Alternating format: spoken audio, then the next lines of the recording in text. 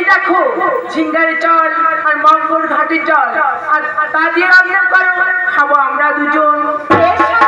তুমি যখন বলছো তখন আমি তাই করবো। তুমি এখানে বিশ্রাম করো আর এখনই আমি তোমার জন্য রান্না করছি।